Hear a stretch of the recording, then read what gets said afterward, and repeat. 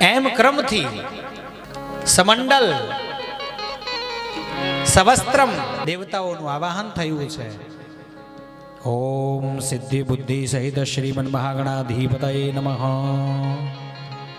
ઇહાતષ્ઠ ઇહાગચ્છ ઇહ તિષ્ઠ ભૂર્ભુવઃ સ્વઃ ગંગણપતયે નમો નમઃ.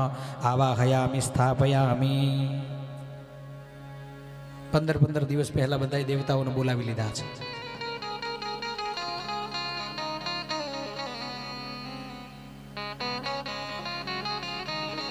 આટલા બધા વિમાનોને ઉડતા જોયા એટલે સતી આવ્યા મહાદેવજીની પાસે. સતી આવો પધારો, બેસો. ક્યાં બેસાડ્યા છે? સામે. સતીને બેસાડ્યા છે ક્યાં? પોતાની સામે. સતીનું સ્થાન ક્યાં હતું? વામાંગિની. ગિરિરાજ રાજ તનયા વામાંગિની. ભગવતી જગદંબા મહાદેવનું અડધું અંગ છે. શિવ અને શક્તિ એક સ્વરૂપ છે. ડાબા પડખાને વિશે જેને બેહાડ્યા હતા એને સામે આસન આપ્યું છે, સામે બેસાડ્યા છે. શું કરવા?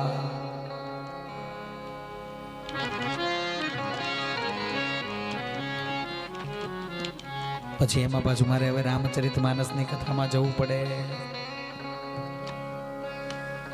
પણ જો શ્રીમદ ભાગવતજીમાં રામાયણ છે ને એ 2-3 અધ્યાયમાં જ છે, વિસ્તારથી નથી.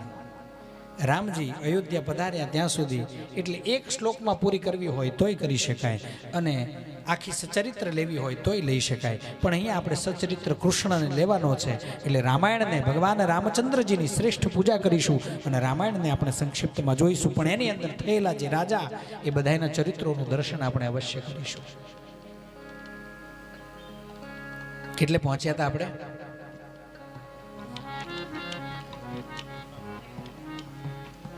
હામાં હામી બેઠા હતા. લે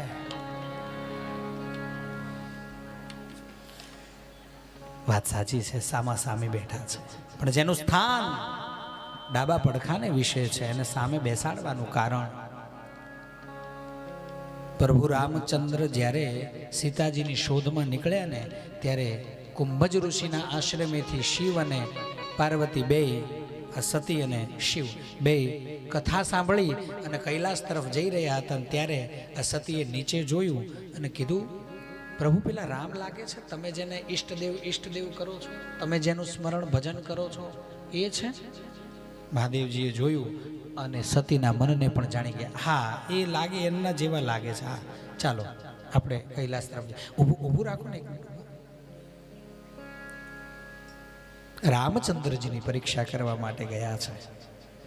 સીતાજીને શોધવા નીકળેલા ભગવાન શ્રી રામચંદ્ર અને એની પાસે આ સતી જાનકીજીનું સ્વરૂપ ધારણ કર્યું છે અને રામચંદ્રજીની પાસે જઈને ઊભા રહ્યા છે.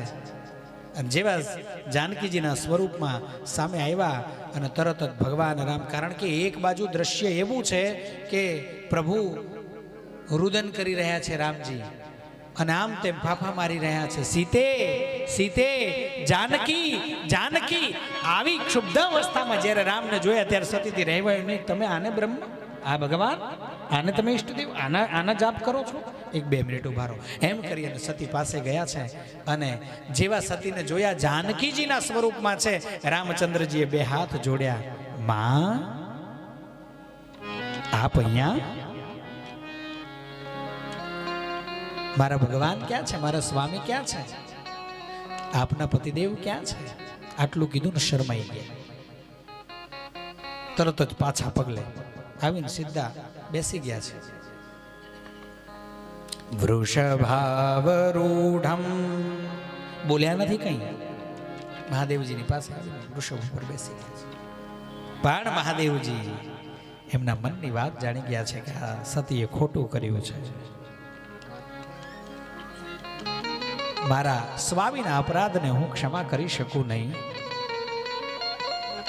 અને એટલા માટે પછી તે દિવસથી મહાદેવજી સતીને પોતાની સામે બેસાડતા.